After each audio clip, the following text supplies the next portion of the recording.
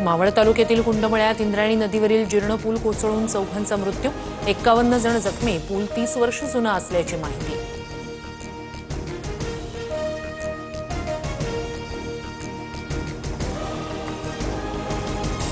इंद्रायणी नदीवरील लोखंडी पूल संपूर्ण सडलेला होता। जीर्ण पुलाजागी 8 कोटींचा नवीन पूल मंजूर आहे। पुण्याचे पालकमंत्री अजित पवार यांची प्रतिक्रिया।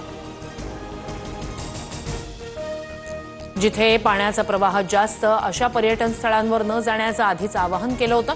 प्रशासकीय हलगर्जीपणा झालाय का याची समिती नेमून चौकशी होणार। पूल दुर्घटनेवर पुणे जिल्हाधिकाऱ्यांची माहिती। इंद्रायणी नदीवरील पूल दुर्घटनेतील मृतांच्या नातेवाईकांना 5 लाखांची शासकीय मदत जाहीर, 51 जण जखमी। पुणे जिल्हाधिकाऱ्यांची माहिती।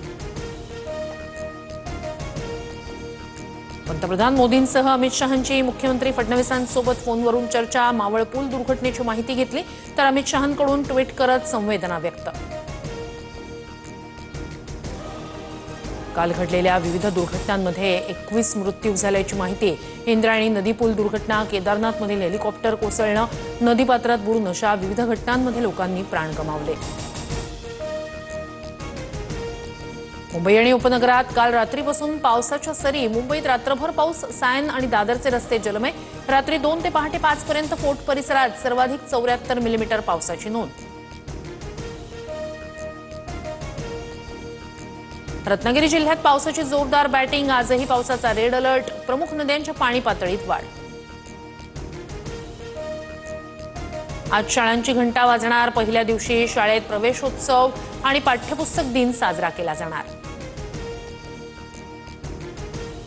इराण आणि इस्रायलमध्ये संघर्ष सुरूच। आतापर्यंत इराणमध्ये 406 जणांचा मृत्यू तर इस्रायलमधील 128 जण मारले गेल्याचा इराणचा दावा।